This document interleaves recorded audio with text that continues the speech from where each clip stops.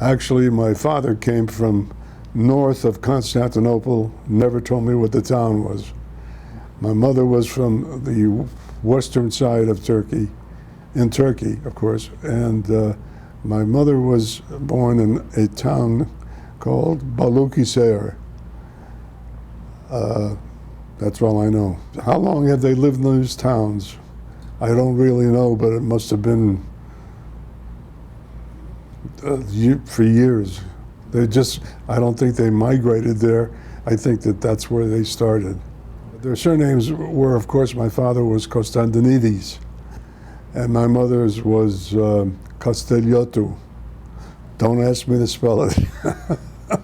But she was Castellotto, and he was Constantinides, which was later cut down to Costas when he came to the United States. What year did they come to the United States?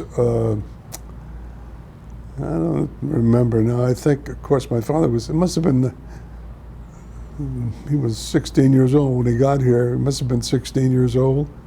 And she came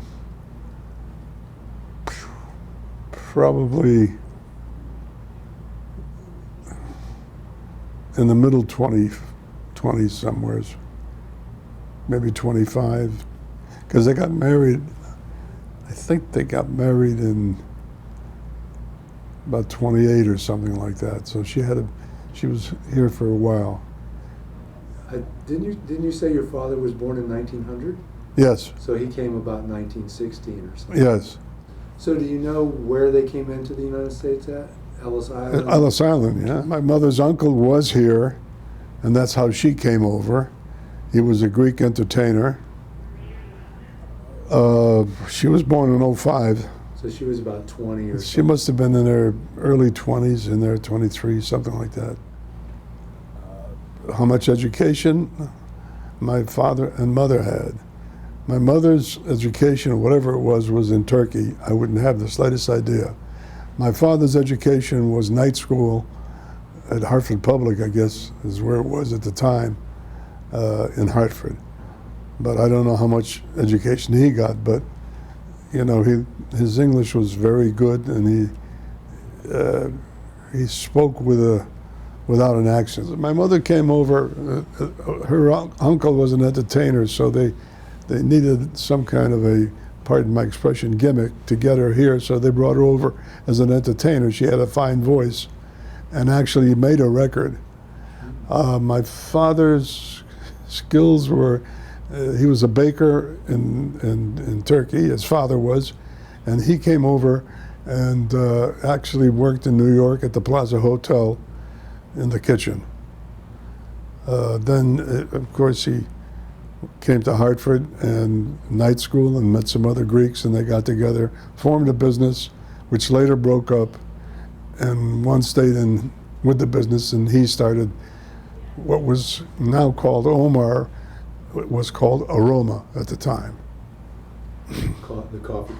Coffee company, right. Okay. My father left Turkey because they were going to put him in the army, I think, the Turkish army. That's what I recall. My mother left because the Turks were killing Greeks. So she came home and her mother said, pack your bags and leave. And they got to and I always say Constantinople. And if you listen to the Greeks, if they were going to Constantinople, they used to say, where are you going? And in Greek they would say, Istanbuli. So that's how Istanbul, I think, came out of it. Istanbuli, which means to the city. So she went with her aunt, and they were about to get on a ship and they couldn't. And at that time, believe it or not, the Greek ladies, rather than fall into the infidels, if you want to call them, they decided that there was cliffs over there that they were going to take the jump. And somebody on the boat knew my uncle, who was the entertainer, or her uncle, who was the entertainer in the United States, and he let him on board, and they went to Marseille.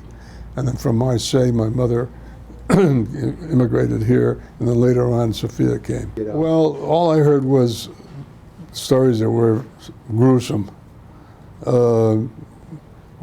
One man was a young fellow and hid under a porch while the Turks raped his mother and killed her, and then killed his brother and his father. Another friend of mine watched his mother get shot. They were pretty bad. They identified Asia Minor, Greece, as where they came from, and I was always Turkey.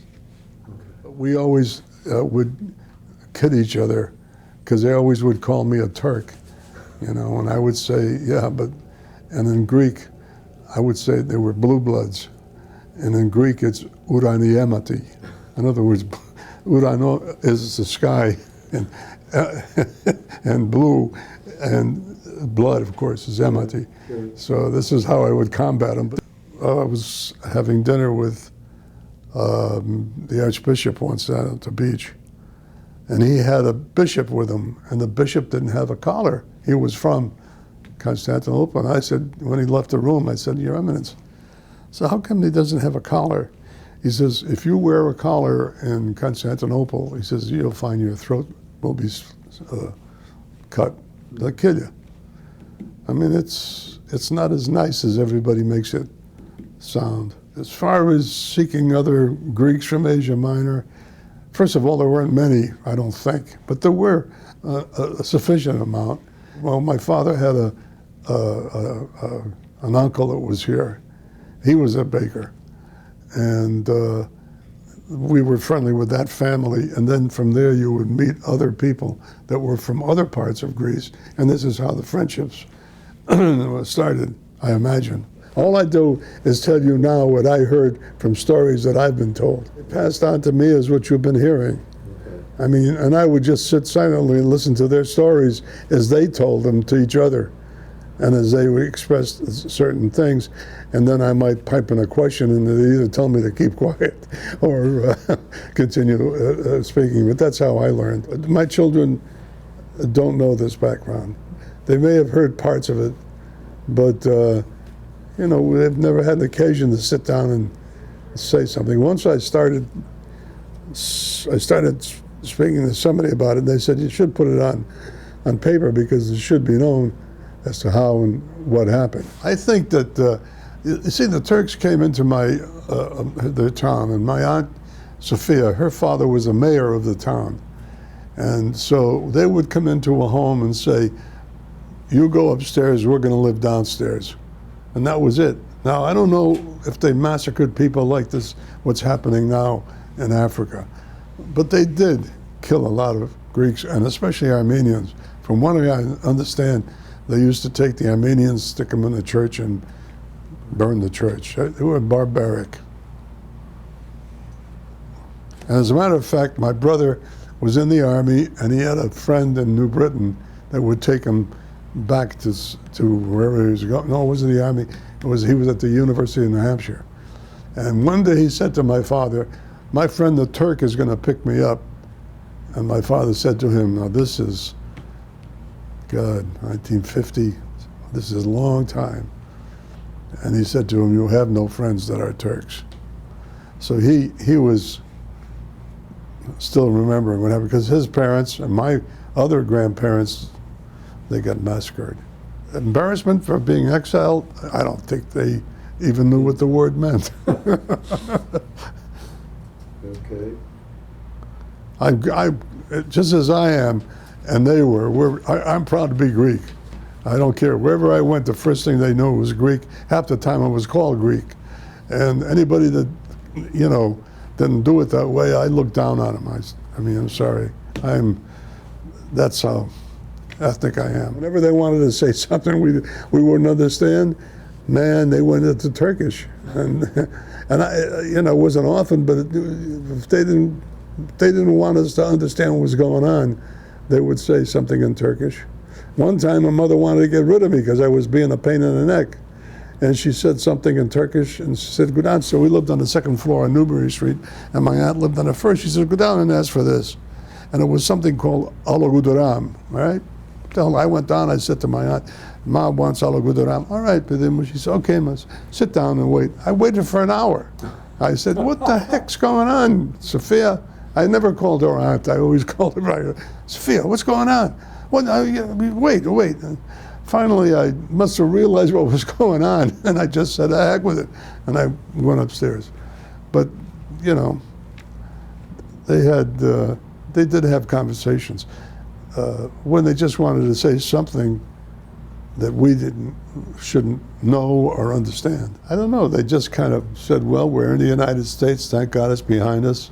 Now, after the war, my father got a telegram that his mother was living. And it turned out that it was an uncle who was a youngster, and the Turks brought all the Greeks down to the railroad station and said that you're going to be picked up by the English and taken to England. I think that's the way the story went. And instead they set up machine guns and shot him down. And this kid jumped underneath one of the bodies and feigned that he was dead and escaped. And it's what, 35 years later, he wrote, my father was ready to get on a plane and go, but they held back and found out it was an uncle. So he sent him some money, and that was the end of that. It's not a happy tale. It's a gruesome tale. Well, I am only telling you what I heard when they spoke between themselves, my mother and the rest of the family, my aunt, etc. They instilled in us the habits and the food and the religious, all the important things. That's what counted. I mean, I had to walk 5 miles to go to Greek school 3 to 4 times a week. I had to go to Sunday school. I walked. I didn't get a ride, but you know, it was there. And I ended up being president of the church for 2 years. I was chairman of consecration. I mean, I was in the thick of this stuff, you know.